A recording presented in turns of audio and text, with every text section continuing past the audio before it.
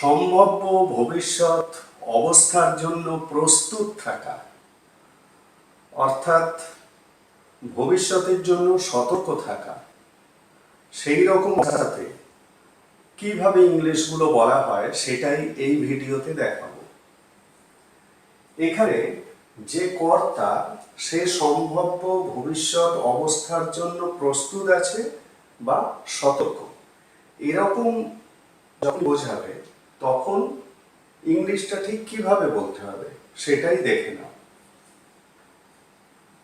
এখানে যে চারটে এক্সাম্পল আছে, দেখো চারটে এক্সাম্পলের মধ্যে আমি সবসময় ছাতা নিই এই ভেবে যদি বৃষ্টি আসে, কারণ সম্ভাব্য ভবিষ্যৎ হলো যদি বৃষ্টি আসে। এই বৃষ্টি আসা, এই সম্ভাব্য ভবিষ্যৎ অবস্থার কথা ভেবে আমি প্রস্তুত বা সতর্ক, তাই আমি ছাতা নিচ্ছি। ঠিক আছে, প্রত্যেকটাই তাই। আমি চিকেনটা গেছি এই ভেবে যদি তোমরা আসো, আমি ওর ঠিকানাটা লিখে নিয়েছিলাম এই ভেবে যদি ভুলে যাই, বা আমরা ওখানে গিয়েছিলাম এই ভেবে যদি ওদের সঙ্গে দেখা হয়। তো এই যে বাংলাগুলো, এই বাংলাগুলোকে ইংলিশে বলতে গেলে কি করতে হবে? এখানে দেখছ যে যদি, এই যে যদি কথাটা আছে, তো তোমাদের মাথায় ঘোরাফেরা করছে ইফ দিয়ে সেন্টেন্সটাকে বলবো, কিন্তু ইফ দিয়ে সেন্টেন্সটাকে বলা যাবে না। তার কারণ হচ্ছে আমরা সম্ভাব্য ভবিষ্যৎ অবস্থার জন্য সতর্ক আছি বা কর্তা এখানে সতর্ক আছে। তো এরকম ক্ষেত্রে কি ইউজ করতে হয়? In case. অনেকেই ইন কেসের সঠিক ব্যবহারটা গোলমাল করে ফেলে।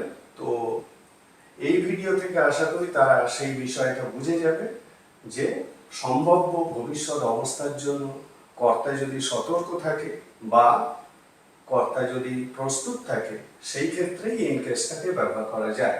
তাহলে আমি সবসময় ছাতা নিয়ে এইভাবে যদি বৃষ্টি আসে, তাহলে I always take an umbrella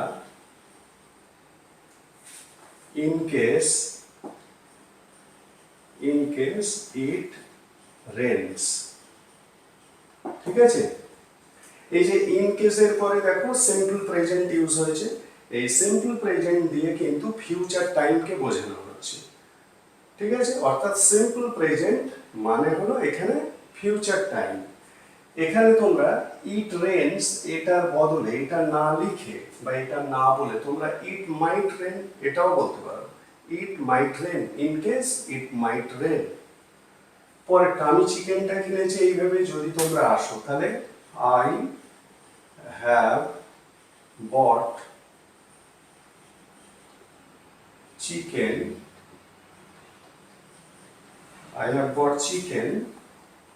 in case you come।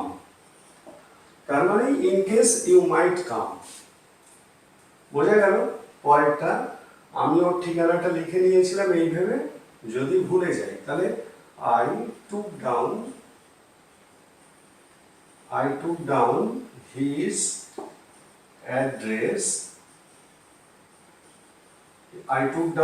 address in case I forget বা in case I might forget। আমরা ওখানে গিয়েছিলাম, we went there in case এই ভেবে যদি in case we meet them, in case we might meet them। বোঝা গেল? এবারে দেখো আরো কিছু জিনিস আমি তোমাদেরকে বলি। এখানে যদির আগে যদি কোনোভাবে কথাটাকে জোড়ো, তার মানে এই ভেবে কোনোভাবে যদি বৃষ্টি আসে, এই ভেবে কোনোভাবে যদি তোমরা আসো, এই ভেবে কোনোভাবে যদি ভুলে যায়, এরকম যদি বলো, সেক্ষেত্রে কি করবে? তখন ইন কেস ইট তারপরে শুড বসাবে, অর্থাৎ in case it should rain, in case you should come. কখন? এই যদির আগে কোনোভাবে কথাটা যদি ইউজ করো বাংলায়, বা যেটাকে ইংলিশে আমরা বলছি বাই চান্স। বোঝা গেল? তাহলে আশা করি ইন কেসের যে ব্যবহার কিভাবে ইউজ করতে হয় সেটা এই ভিডিও থেকে জানতে পারবে, এবং এই ধরনের বাংলাগুলোকে এখন থেকে এইভাবেই ইংলিশে বলবে।